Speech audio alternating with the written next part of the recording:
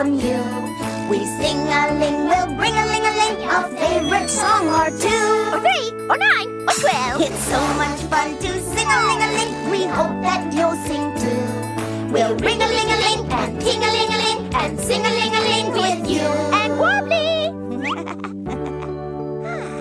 And welcome to day 4 of Channel KRT's We Scream. I'm Tyler Green, and I am very disappointed by the lack of silly walks in this. I'm Kit Quinn again, and I something begin again. I'm Randy Martin, and I'm here to do the sex offender shuffle. I am pretty sure that's what this is, so... I didn't know that there was a Sillyville about the sex offender shuffle. Oh, man. I'm 99% sure that this is the sex offender shuffle, so... We're the Twiddly Pops, and we're number 1, apologizing for what we've done. And as you may have heard, we have another voice with us today. You know her from social media as @ghoulish_Gabs. You know her from her appearances on Escape from Walt Disney and Thanks for the Magic charity stream. Welcome to the show, Gaby Tyrrell. Woo! Who's ready to get silly? I don't want to get silly! I'm ready for silly. I have a whim. A Sillywhim. Let's go crazy. Let's go stupid. Get silly. Wah! Go silly. Wah! Are you gonna let the elevator bring us down? Oh no, let's go. I mean, hey, how do we know the Spurtle Gurgles aren't secretly Devo? We're gonna mispronounce everything in this. To be honest, I've forgotten like half the names of these people. Yeah, I so just call them the red guys, the blue guys, the green guys. the purple girl, the annoying children, the dog who looks like it's on the verge of death. the Shibo Meebos. You can just make up a word, and it's pretty much what these things are. The sloobadoops. Literally. The cat shits. Basically, it's like that one scene in The Simpsons with all the happy little elves in the background. It feels like that's what every We Sing tape has felt like. This is an insult to the creative genius that is the happy little elves. Okay, fair enough. They've worked hard, damn it. Hell, the happy little elf scene in that terrible Series of Unfortunate Events movie probably had more effort in it. I remember seeing A Series of Unfortunate Events in theater, Same. and Yeah. that opening caught me really off guard. Like, I knew the movie I was getting into, but just something about that intro, it just really freaked me out somehow. It's unsettling. The part where the snake jump scares everybody, my grandma, who was next to me in the theater, literally just jumped in her seat. Oh, I dear. have never seen A Series of Unfortunate Events, and I feel like that's both a good and a bad decision. Just watch the Netflix series or read the books. Yeah, the Netflix series fucking slaps. Well, speaking of A Series of Unfortunate Events, today we're talking about We Sing in Sillyville from 1989, and I gotta say, this one was actually pretty good. Again, we still have a couple more to go, but this was actually the best one so far because it actually had a plot and a story, and it didn't feel like it was written in under an hour. I will give you guys that it had a plot and a story, and that's like the bare minimum. But I hated this. Randy, we just got you out of the chamber of wrongness. Oh, Brandy, it's back to the dumpster. If you took out, like, all of the songs that just repeat the same thing over and over and over again for 10 minutes straight, you can shave off at least 3/4 of this. This would be 10 minutes long if it wasn't for those songs.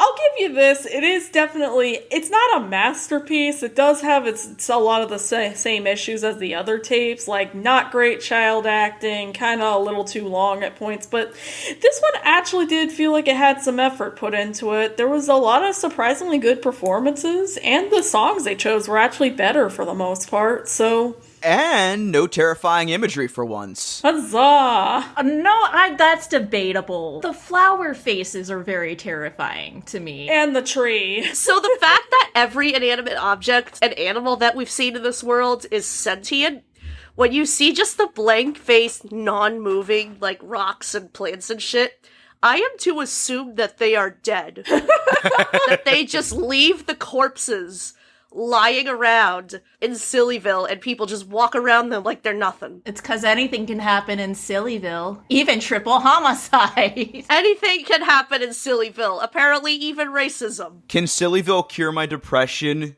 Can Sillyville get my parents back together? Sillyville didn't even cure my anxiety. By the way, this is We Sing trying to tackle racism. Get ready, folks. It's a bit of a stretch to call it racism. It's more like prejudice, but it's done better than most things. I will say it is kind of the same milquetoast. Oh, everyone just needs to get along, durky, because that's how racism works. It doesn't matter if you're black or white or purple or green. We're all the same. This is where they got that goddamn metaphor from. Change my mind. Probably. I wouldn't be surprised. This shit is why we need critical race theory in schools already. Otherwise, it's just gonna be more of this, guys. But it being taught in one school means that it was taught in another school, and we gotta ban it! Oh no, our children aren't racist anymore. What are we gonna do? Critical race theory just teaches you to hate white people. Correct. That's the point. You're supposed to. Our kids are going to go from a very whitewashed Martin Luther King Jr. teaching to no Martin Luther King Jr. at all, because that's DeSantis' dream, apparently. Ugh. Anyway, punch a Nazi in the face. Yay! Sillywhim would absolutely punch a Nazi, I gotta say. She'll do it on a whim. Heck yeah! You know what? As much as I'm gonna hate on this special, you guys are right to say that. I feel like Sillywhim is a radical leftist. She is the polar opposite of that fucking annoying Dutch girl in Grandpa's Magical Toys. Sillywhim is a bad bitch. She's here to solve racism. She's the first time in these series their main character was actually likable and had a personality and was well acted. You know who Sillywhim really fucking reminded me of? Lunette the Clown? Yes! Yes, I was that's gonna what I say was Alice thinking Cooper, of. but yes. So, I had this videotape when I was a kid, and this is like the only Sillyville tape that I really remember. I had there were two. The other one was like the train one with like potatoes and stuff like that. Oh yeah, We Sing Train. This one was the one that I mainly remember because like there's the girl with the curly brown hair, but I would always confuse her with Lunette the Clown from the Big Comfy Couch because, I mean, Big Comfy Couch was like a big thing for me because I really loved it. I had like 3 fucking Molly dolls growing up. Yes. Everybody knows our relationship with the Big Comfy Couch. Yes. I think I may have saw this video as a kid, or I might be Mandela affecting myself, because all I remembered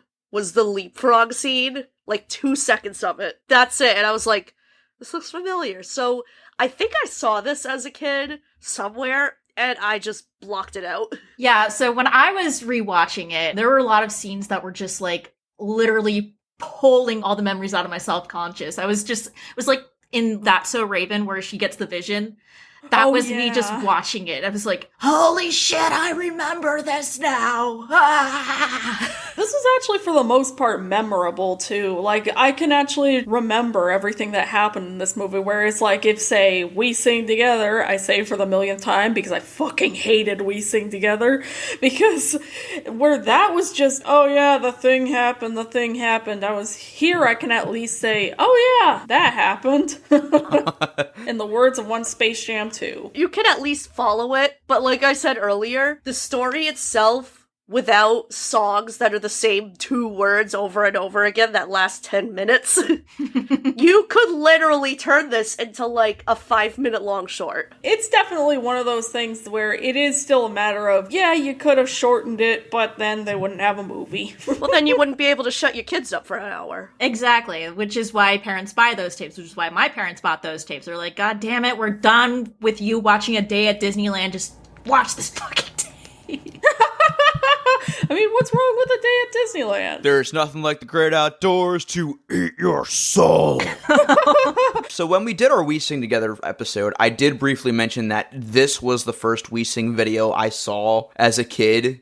I'm so glad that it was this one and not any of the other ones that are just so fucking terrifying.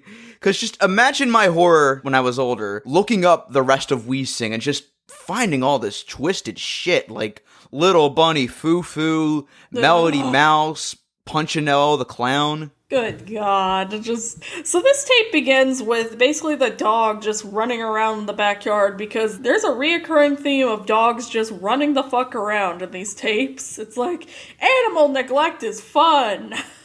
Hey, I wonder what that dog's name is. His name's Barney. Which must have been really fucking awkward because We Sing Together is what inspired Barney, and then the same year this came out, Barney began. Do we even have to say it at this point? No. You all know what we want to say, but we're not going to because, come on. Hell, I'm sure our audience is thinking it right now. Let's be honest. Yeah. You know what? No escape is just a lifestyle at this point. It's just a lifestyle choice that I don't agree with. You can escape.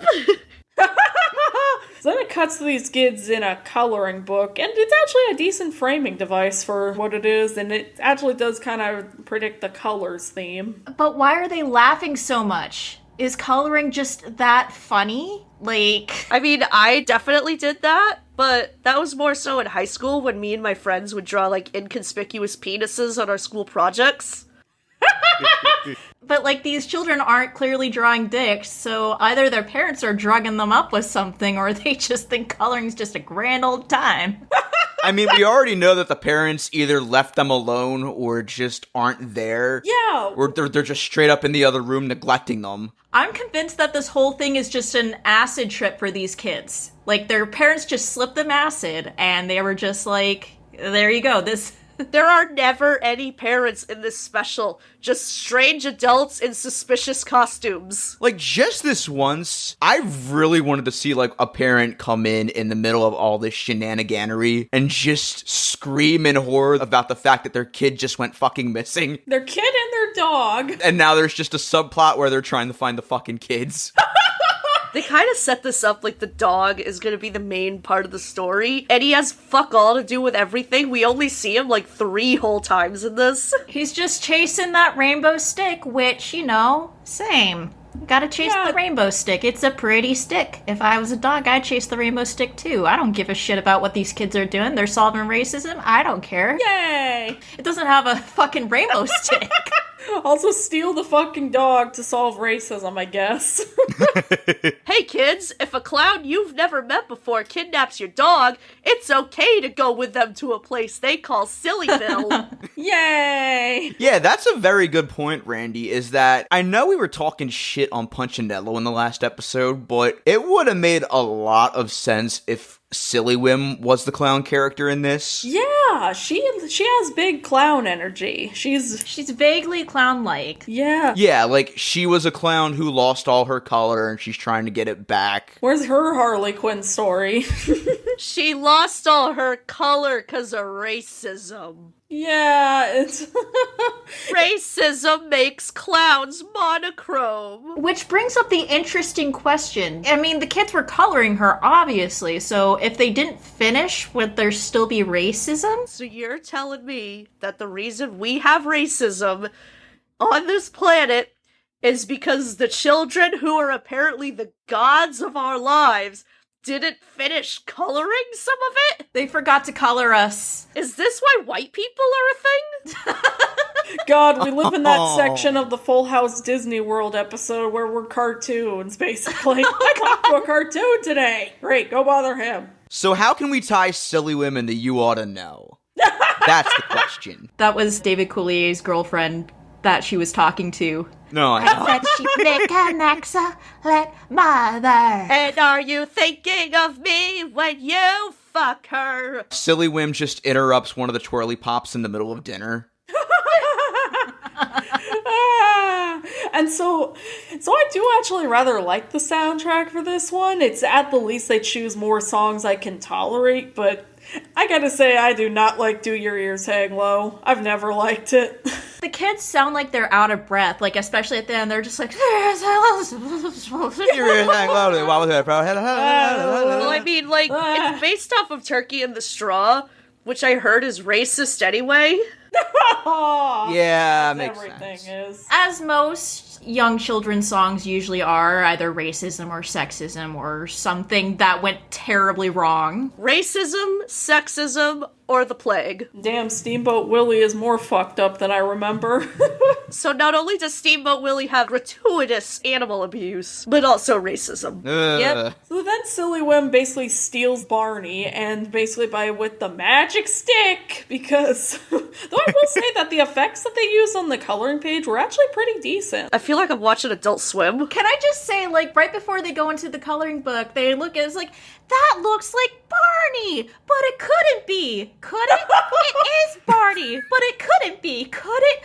It is Barney. Like, they have to repeat themselves over and over again for no reason. Why do they say things in unison so much? I also really want to shout out that the coloring book somehow made Barney look even more depressed. He does! Oh my god! And my suffering Sillywhim. Defend it. That dog is like 16 years old at least. Good god. I mean, basset hounds in general always kind of look at least a little depressed, but... Always, yeah. They even went through the trouble to even color the dog, so good on them. You know what? They wasted such an opportunity here because hounds don't bark. They go roo! They could have had something with that, and they wasted it. The dog makes no sounds. Not a single roo. Like, I'm thinking about this now. How could the dog have been colored in if it came into the coloring book before they colored it in? That's a good point, actually. If you ask too many questions about Weesing, you will break. Just look at us. I'm asking for too much goddamn logic in this fucking children's thing, aren't I? You know what? They completely made up Barney. He doesn't actually exist.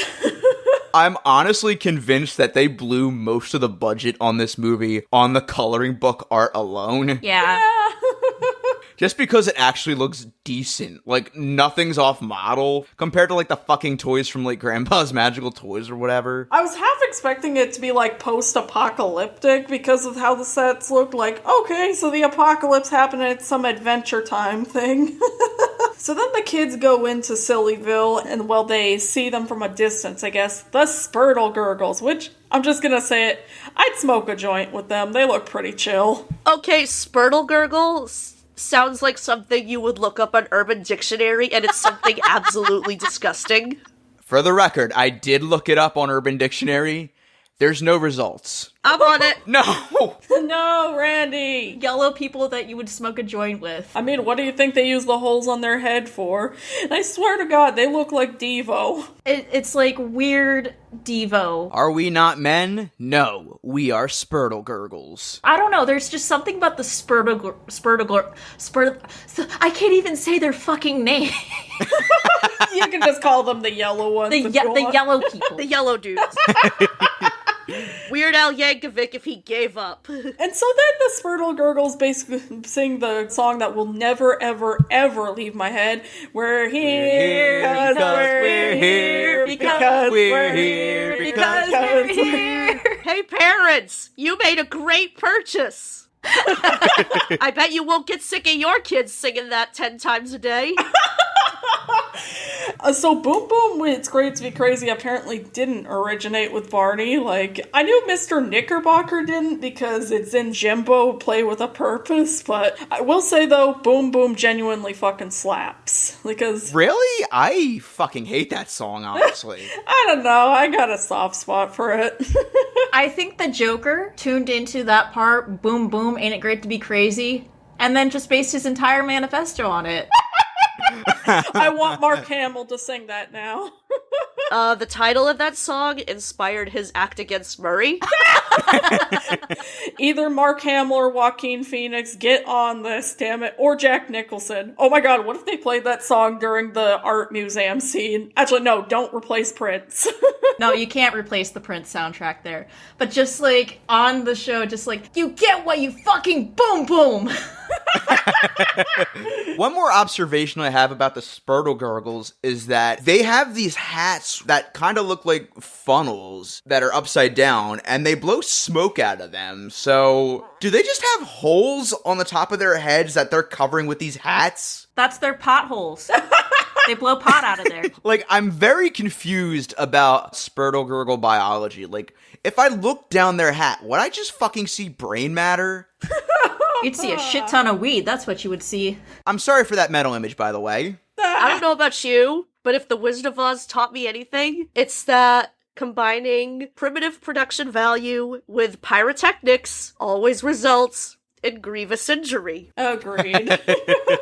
Now, whether or not you care about that is up to you, though. Also, both those kids are way too fucking casual about that tree just talking to them, I swear to God. They're way too casual about their setting. They're just like, oh, this is cool. The tree sounds like every single Freddy Fazbear voice acting video you'll hear on YouTube ever. Or Bill Clinton. I keep expecting him to start randomly singing, I'm a Barbie girl in a Barbie world. I did not have sexual relations with that acorn. I did not have sexual relations with Sillywhim. I did not. Oh, I do have something I want to share, by the way. Just a little bit of backstory. So, in my deep digging of research for We Sing in Sillyville, I decided to look up, hey, what's the cast been up to? And I happened to come across a website called The We Singer that had some good information, but that's not what I'm going to be sharing with you guys today. I, instead, am going to be sharing... Hold on, let me pull it up. Oh, dear. Oh, God. I present to you We Sing Memes. This is so 2008, and I love it. It's beautiful. Okay, so for the listener, we're going to share this on our Twitter, but I'm on the We Singers website right now, and they have a collection of memes mostly from We Sing in Sillyville. Flea, why you no pick on someone your own size? Yeah, this one is the Why You Know meme, but it has a Spurtle Gurgle hat photoshopped onto it. It says, Flea, why no pick on someone your own size? And my favorite one here, the obligatory no escape. Oh, no! Oh, God. They're all doing the fucking Thriller pose, and then it has Michael Jackson saying, "'Cause this is Thrillerville." That's not even a 2008 meme. That's a 2005 meme. Good God. And of course, I gotta shout out this one right here, which is literally just Nyan Cat photoshopped onto a screen cap of We Sing in Sillyville. My God. Gee! I feel so fucking elderly looking at this. I want you to look me in the eye and tell me that Nyan Cat is a dead meme. This aged me like the small twirly pop. Like, I look like him now, beard and all. I'm 27, but I feel 40 looking at this. We're all too old. I ain't old like you people! I ain't old! I ain't old! I just want to talk about the Flea song real quick. So, there's one line that bugged me, and they were talking about the Flea going, like, down to South America or something. Like, I don't know, they said down south where bananas grow. Everybody assumes that that's South America. And they say an elephant stepped on the Flea or something. Elephants don't live in South America. They live in South America in Sillyville. What in the Christopher Columbus? The Americas are totally India. Shit is this? Anything can happen in Sillyville. Even colonization. Even colonization. Yay. I also just want to say the set dressing of it just looked like they went dumpster diving in a party city just to get like all the balloons and just like, okay, we got balloons, we got streamers, shit, we're already over budget. Fuck. The best way I can describe this set is just dollar store Sid and Marty Krofft. They were on page 99 on Etsy.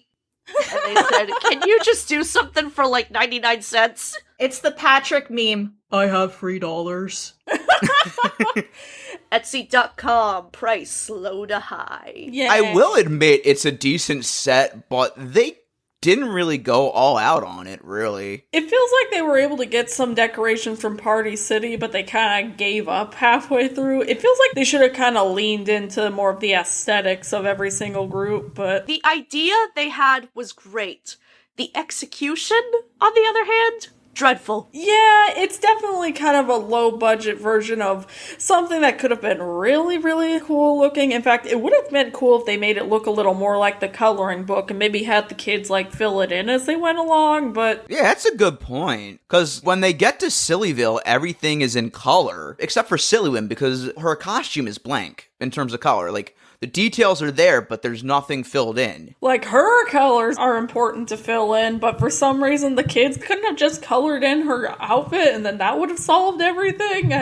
Oh, by the way, did we mention that the kids aren't in half this special? Because Sillywhim makes them invisible. Yeah, the excuse they go with is that if Sillywhim makes them invisible, nobody will see their colors and make them outcasts as well. So, yeah. be careful, kids. If they see you, you get sent to the Sillyville gulag. That's where, like, the rest of Sillyville is right now. That or dead for reasons that we'll probably get into. Anything can happen in Sillyville, even genocide. Even prison. So do we want to talk about how Sillywhim is introduced? She just kind of pops out of nowhere. She's like, okay, here's this. Here you guys are. I'm Sillywhim. And she goes on, okay, the Spurtle are talking to the Bitty Boops and all that. And these kids just accept it. It's like a Star Wars fan who's like deep into the expanded universe of it, just talking on and on and on about lore shit to like a person that knows next to nothing about Star Wars. So they're just like... You know what this is? This is a Star Trek fan and a Star Wars fan trying to communicate. You know what this should have been? It should have been a Louise monologue. Also, we should talk about the fact that she's creeping on the kids at the beginning because she's hiding behind the tree and shit. She's giving me some 911 Child Protective Services CPS calling vibes. We're not here to start no trouble. We're here because we're doing the sex offender shuffle. So then they go to visit the Twirly Pops, and they're just going around in a circle repeatedly singing Michael Finnegan, which, that song is fucked up. So long story short, this song is basically just about a man who keeps fucking dying and coming back to life. Because, let's see, he grows old, he dies from obesity, he drowns, apparently, at one point. They even say at the end that he dies and then has to start his life over, and I'm like, so he's a fucking zombie? They're singing the wrong Irish song then. What's in their head? In their head, zombie. I will say that they are very well dressed, the Twirly Pops, but they do look pretty privileged. Yeah, but at least they're diverse. Yeah. There's only one white guy in the group. That's progress. So, they're the ones behind the Sillyville racism problem.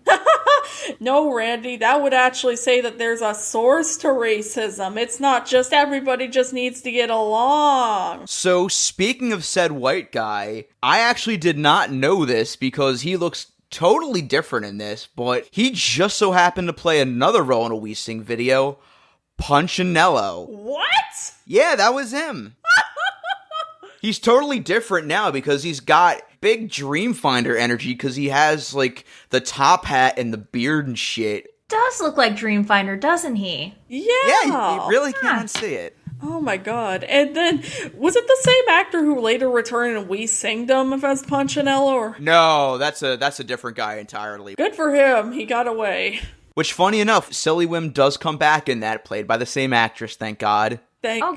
Good. She's a treasure. She is. Yeah, her name is Renee Margolin. Apparently this and We Sing Them are sadly her only credits, which sucks because she's a really good actress. Oh yeah, to tie it back into the We Singer. So apparently people have recognized her from being in Sillyville because she received an email from a childhood friend's daughter saying that her roommate was a Sillyville groupie. Sillyville groupie? Oh man, just don't think about the implications of that, kids. Yeah. So I'm paraphrasing, but when she told her that she knew Renee Margolin, her roommate and one of her friends got up and did all the Sillyville songs and dances in their dorm hallway. Because sure, why not? Yeah, sure, why not? But in all fairness, the songs in this are a lot better than they have any right to be. Like, I actually did find Once in Austrian. I was actually pretty catchy. Whoa. Austrian? Yeah, Austrian. I thought they were saying ostrich. That would be amazing, to be fair. I swear to God, the whole time I was listening, I thought they were saying an ostrich went yodeling. You see, when that came up, that was like one of the points that came up for me that was like, oh, I totally remember the whole thing. I started like unconsciously doing the little dance. Okay, are you guys sure it's not an ostrich when yodeling? It's Austrian because It's not ostrich? It's an Austrian ostrich. it might be an Austrian ostrich, but like, you know, Austrian, they have mountains. It's close to Germany. Austrians yodel. Well, I think I'll keep it as an ostrich because that's hilarious. You know, I do love the rendition of Once an Austrian in this, but they drag it on for way too long, man. Yeah. I was amazed that this wasn't quite as long as I was expecting it to feel, but I was like, okay, you've been going on for like 5 minutes now. Like I said, this could be 10 minutes long. It's an hour, by the way. Also, I like the gag that all the twirly pops have facial hair, but the shorter one has a removable beard. Yeah, that was funny. I like it. Yeah, it's specifically for the gag in Michael Finnegan where he's like, his hair fell out and then grew in again. This is cute. And then there's a brief bit where one of the twirly pops grows like a stomach when he sings, "He got fat and then grew big again." I have to look a little bit closer at that, but that didn't look like CGI to me. That actually looked like they put effort into that. Yeah, that was probably like a inflatable fat suit or something. Just like, there was enough in the budget to do that day for some reason.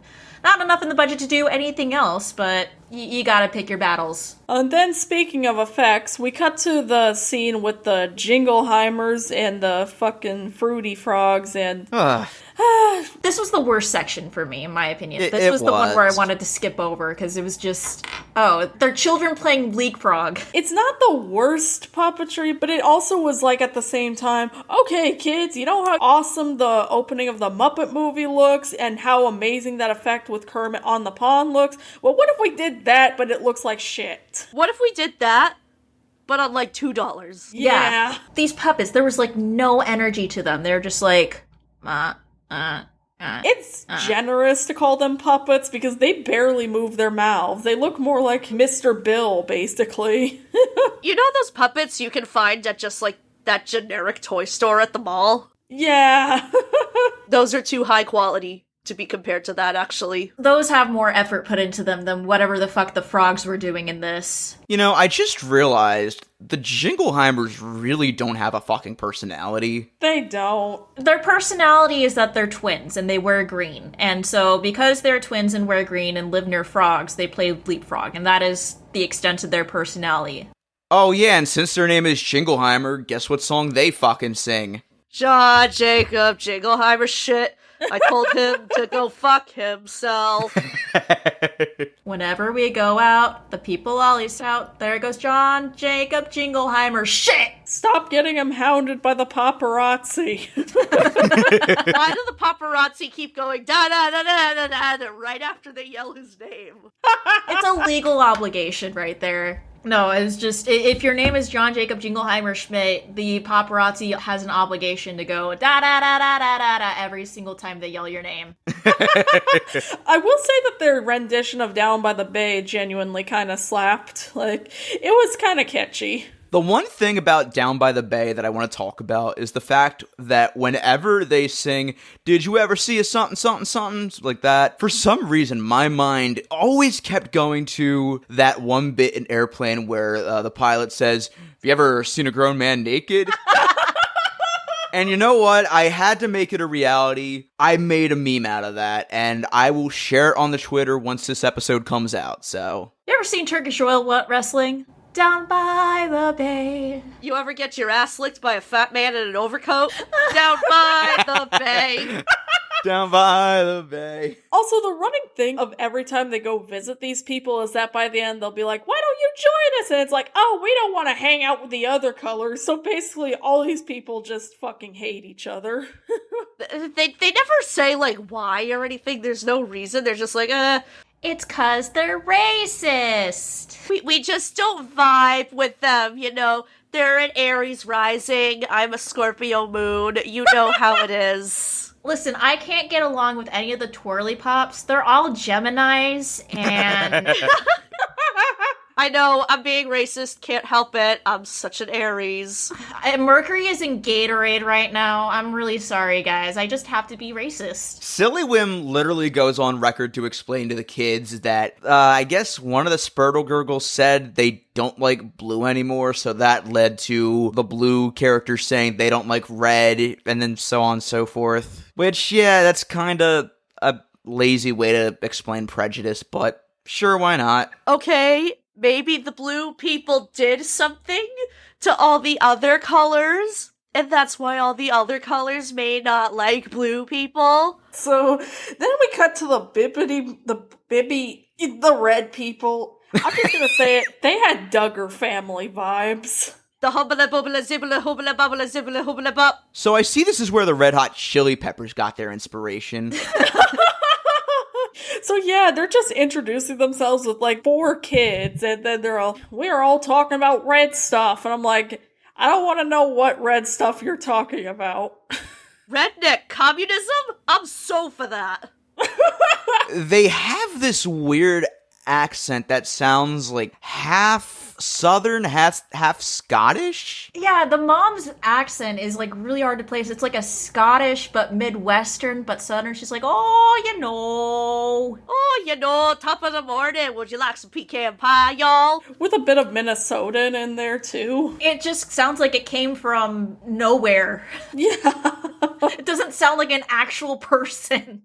It sounds vaguely mid-American. Also, for some reason, the dad Bitty Booty was giving me serious Clint Howard vibes.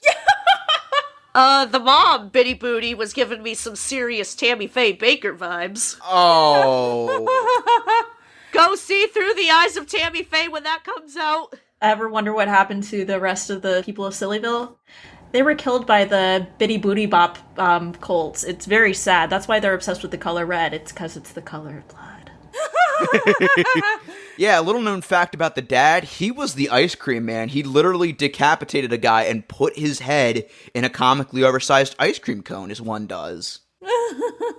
I will say, though, the rendition of Rizzledy Rozzledy in this fucking slaps. The whole set, the way it lit up, the way the music was set up, and the way everyone was dancing, not to do this again, but gave me some serious 80s televangelist vibes.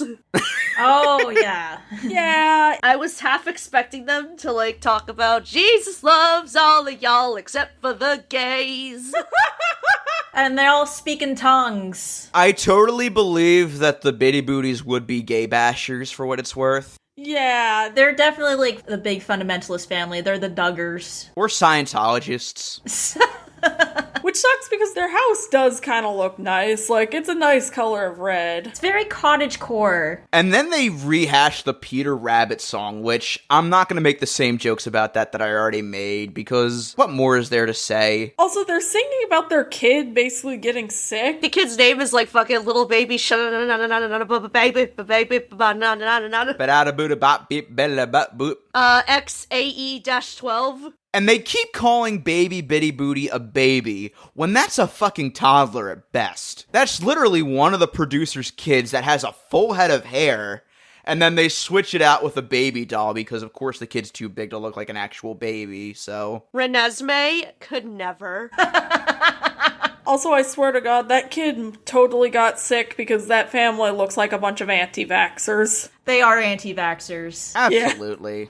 They're probably anti-vaxxers. But they gave their all for those songs, just like... Like, the father is going all the fuck out on Rizzledy Rozzledy. Like, he's literally belting this shit. If this is all my career is, then I might as well just give it my all there. Let's just say that Mrs. Baba Booey and Mr. Gabagool, or whatever their names are related. I did look up the guy who played Dad Bitty Booty in Sillyville, David Gaylord. So, he was on the art department for Playboy Celebrity Centerfold Jessica Hahn edition. Holy shit. What was that again? Jessica Hahn? Yeah. Jessica Hahn, yeah. Alright, let's look that up then.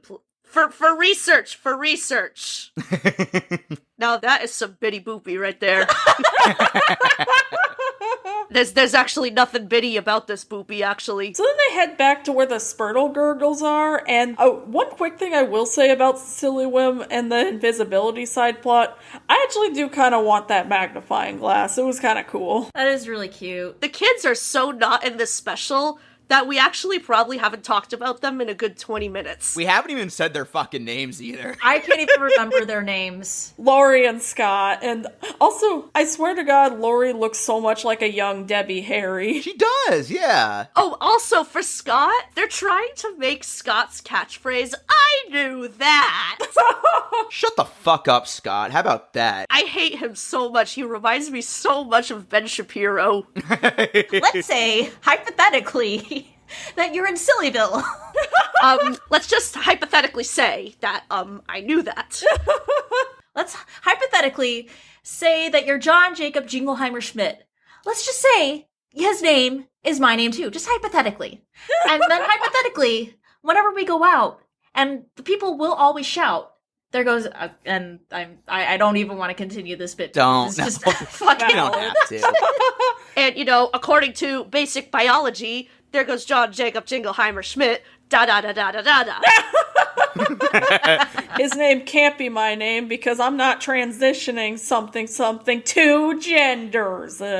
So then they go and meet up again with the Spurtle Gurgles, and then they sing a song that I swear to God I thought was the One Bottle of Beer song. The song is still definitely about alcohol, they just kids bopped it. Yeah, it's about soda pop and vinegar, which I don't know. Was that something people mixed together in the 30s? Good God, vinegar is nasty in all forms. Why would anybody drink it? It's about gin and tonic, isn't it? Yeah. Which is also disgusting. I will die on that hill. Valid. Back when I was drinking, it was one of my favorite to-go drinks at, like, goth nights and all that. Mostly because they were just easy to make for the bartender. It's like that and vodka soda. Obviously, I don't drink anymore, so I don't really do that, but yeah. I'm a fruity cocktail person all the way. It's gotta be something fruity in there, something yummy, so it tastes more like a Kool-Aid than an adult beverage. So then, of course, the Spurtle Gurgles are all, nope, we're not gonna hang out with the other colors either. So then they just decide to go to Pasha's house. Oh, Pasha. I know we were talking about just characters we would all vibe with and smoke weed with.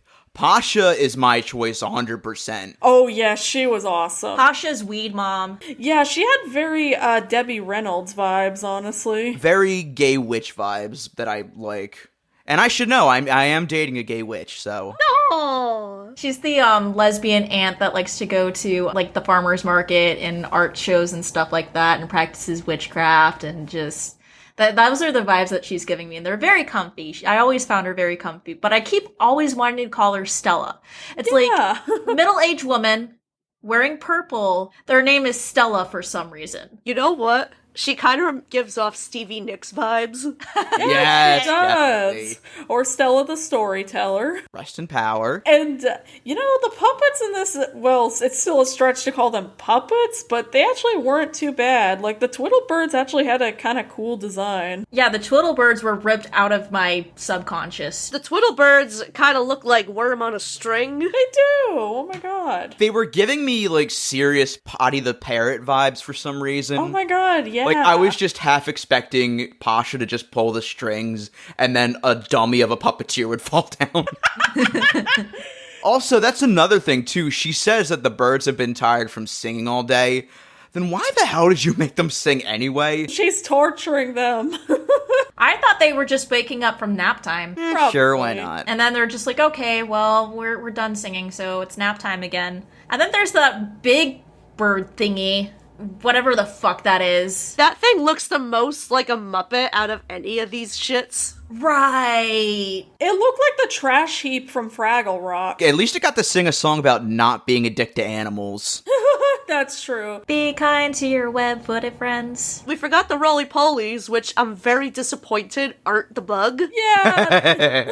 Which is, like, probably the most universally loved bug in the world. Guys, I think we overlooked a very important character before Pasha. It's the acorn. Oh, that's the right. fucking acorn. The acorn that contributes nothing to anything is just literally there as a time filler and is just very, very creepy. I hate that nut and I hate that song. Me too. That song is misophonia. I swear to God. That acorn's mouth looks like a penis. It just had big Billy Baloney vibes. You know what? We can skip over it because I'm happy to. Yeah, fuck that acorn. But yeah, so the Pasha scene overall is actually pretty fun, although fuck Scott for hitting the web-footed puppet and being like, let's do it again! Scott, no! Sillywhim is just literally having an existential crisis, and this dumbass Scott is just over here banging everything and shit, like not reading the room.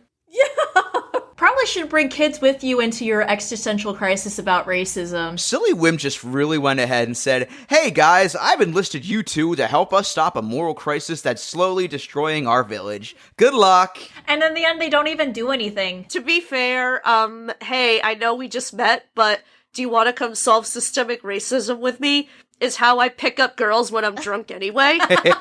Sorry, Sillywhim, our prejudice is in another castle. So, you want to know how they end up resolving all of this? Is when Sillywhim trips and hurts her ankle, then suddenly they all come together to bring her fabric. Hey, I sprained my ankle in 6th grade on a field trip when I tripped on a tree root. Why is systemic racism still a thing? Although I will say, I did get a little bit emotional during both the Make New Friends and the Let's Sing Together song, because that was genuinely well performed. Right. Was. But it's just so funny. It's like, oh, we gotta put scarves on there because she hurt her ankle. It's not broken or anything, but, you know, you gotta put it on a sprained ankle. Yeah. And it's like, oh god, look at the colors. Man, we were dicks to each other. Let's not be racist anymore. I'm not a doctor, but I think you need actual, like, medical splint for that. Yeah. And not just scarves. Do doctors even exist in this universe? Nope, anything can happen in Sillyville, even dying of a horrible disease. Her ankle can magically cure. The end. Also, if I can be honest, I get the point is to bring the colors together and bring her colors back and such, but honestly, her white outfit looked better and her colored outfit just looked kind of eye-bleeding. Yeah, I mean, to be fair, this is a children's coloring book, and when have children's coloring books that children have colored and have made any good decisions on color? Now, I'm very pro clowncore, Yes! but you gotta, like, color your face, too. Yeah. I am all about that clowncore life. Yes.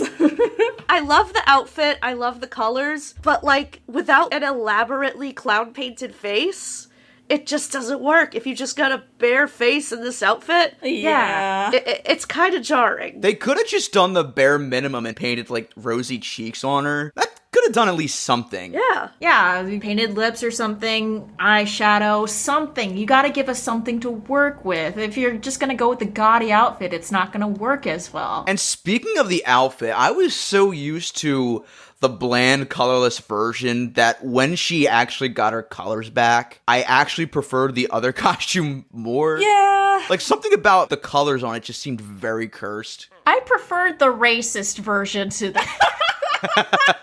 It's just like Greta Garbo said during the premiere of La Belle et la Bête. Oh, give me back my beautiful beast. And so then the kids go back home and they were like, whoa, what happened to all the color in our picture? Oh yeah, there's kids in this. Yeah, before that, I gotta bring up the Make New Friends song. I know the moral of this song is supposed to be treasure your old friends while bringing in new friends and treasuring them as well. But the way I read this song initially was that if you make new friends, your old friends will become of lesser value, because the lyrics are literally make new friends but keep the old, one is silver but the other gold. Yeah, it's kind of a clumsy song because it's like, yeah, your new friends you're gonna focus on them more, but your old friends are important too. Hashtag all friends matter. It's all well and good until you get to college, and then you realize, oh shit, I don't talk to a single person I went to high school with. Oh god, all my Yeah. friends were racist. Yeah, no, I think I'll just stick with the gold. Sorry. The gold is at least not racist. Yeah. The gold is at least not trying to push an MLM on me right now, like the silver is. But it is a pretty cool framing device during the credits when they have like all the coloring pages. The only thing I have to say about the coloring pages, and I don't have the proper screenshot to show it, but one of the Spurtle Gurgles to me was the one with the mustache. For some reason, the way they drew him, he just looked a lot like Captain Lou Albano to me. Oh, one more thing. You know how we forgot that there was kids in this special? There was a dog, too, I recall. Oh yeah, the dog. Did he finally get that colored stick? I guess, because the stick just comes out of the page and then it's still fucking floating around, so... The dog is the whole MacGuffin. That's why they got there in the first place, and he's just non-existent. Which, I mean, did they really need to have the dog as the MacGuffin, though? It could have been, like, anything else. They didn't really need to have a dog there. They just had a dog there just because there was a dog at the studio, probably, and they're like, oh, fuck it. Sillywhim could have just grabbed them while they were mid-color and be like, kids, we gotta stop racism, let's go! Alright, so now that we finally discussed this episode in full, it's time to ask that immortal question, do we keep the tapes or do we burn them? Gabby. Gosh, this is kind of... We'll just keep them. We'll keep them. Fair enough. Just for, Sillywhim. Before I could even try to tempt you to the dark side... I mean, what's on the dark side? You got cookies in there, or... No, but I got pot. This is your Anakin Skywalker story. I know what I have to do, but I don't think I have the strength to do it. I'm keeping the tapes. No pot for you! Alright, well, Randy, since you made your opinion known, go ahead and say it. Burn it, I'm sorry, it tried, but it has to go to the stake according to the laws of shit I like. the song! Alright, Randy, that's it. Back into the Chamber of Wrongness. In the dumpster, come on. Chamber of Wrongness? That's just my house. Not even for our cottagecore lesbian Pasha. You couldn't even keep her for that. I'll watch her escape the flames and pretend I didn't see. She is free. But the rest must burn. The songs are so repetitive. Like I said, this could be 10 minutes long, and it's just the sugarcoating racism shit. But yeah, overall, it's definitely gonna be a keep the tape from me. Not only is it one where we scream the least during, it's actually surprisingly got some effort in it. Yeah, it's not perfect. I don't think I'd ever really watch it multiple times, but for what it felt like it had a lot of good effort in it, and at least they tried with this one. And plus, overall, the performances are better, so... I'm just kind of sad because it's probably the peak for it, let's be real. We really could have had it all. I mean, imagine if more We Sing tapes were as good as this, because it's going to be a keep the tapes for me as well. I was surprised at how fun this was, just in terms of characters, like set design and the soundtrack and everything. So yeah, it's definitely going to be a keep the tapes from me, so... Alright, Gabby, thank you so much for joining us. We had a lot of fun with you. You were a very great guest. Well, thank you for having me. It's always fun to talk about weird stuff and all that, so I'm always down. I mean, if you want to follow me on Twitter at ghoulish_gabs, I occasionally say some stupid shit on there that is funny. Sometimes, not all the time, but who knows. I also have a TikTok. It's under the same thing, ghoulish_gabs. I talk mostly about Disney parks and all that, but if you look under my archive, you'll probably find some other weird cringe or something. Okay, so you can find me over on Mission Breakout on Twitter and Discord, Walking Pun on Instagram. You can find me on my Muppet Twitter, Muppet Vision 3D. You can also find me on various episodes of Escape from Walt Disney, The Emperor's New Podcast, and Podcast Without a Cool Acronym. And then you can also find me trying to make myself invisible so I can go rob the Twirly Pops. Yes, eat the Twirly Pops. Eat the Twirly Pops. Da da da da da da.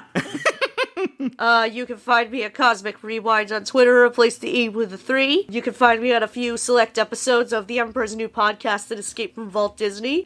You can also find me trying to escape the back of the van I found. It had the word Sillyville written on the back. I assumed that's what we were doing today. I've been recording this from the back of a Ford F-350. Yeah, I was wondering why it was so dark in there. Yeah, so I'll figure out a way to get out in a bit. Gotta get some stuff from the Deus Ex Machina company. Get like a little metal filers. Deus Ex Scarfnina. And there's your shitty pun of the episode. Alright, you can find me on the usual spots, Tyler FG on Twitter. Oh wait. Alright, as always, you can find me on the usual spots, Tyler FG on Twitter, Tyler FG96 on Instagram. And as for the show, you can find us on Twitter at channel_KRT, Instagram at Channel KRT Podcast, all one word. And in the link tree we have in our Twitter bio, you can also find links to our Facebook group and our Discord server. And if you want to help support us, you can also pledge to our Patreon, where you can pledge to us and find exclusive minisodes, outtakes, and episodes of this very podcast one day early. And of course, thank you so much to our pals Gomer and Chris Reyna for pledging to us at the $10 level. And you can also find me hiding inside your coloring book. Yay! Oh, God. That was you? Yeah, it's kind of a long story how I got there. You know how Melody Mouse and Humbear kidnapped me? Well, they came back and they trapped me in a coloring book, and again, let's not talk about it. This is a Vladimir Putin-themed coloring book. Are you okay right now? I think he's in the middle of the gulag. Come on, you're dredging up bad memories here. My name, my age. My name is Tyler Green. This is my social security number. My name is Vladimir Putin. Vote for me or die. 6969420. All right, little kids, I want you to go into your parents' purse, pull out your credit card, and I want you to give us the little number on there because it's going to be important. My name is Child's name. These are the silly numbers on my parents' credit card. All right, and with that all said, Channel KRT, We Scream Edition, cut to static.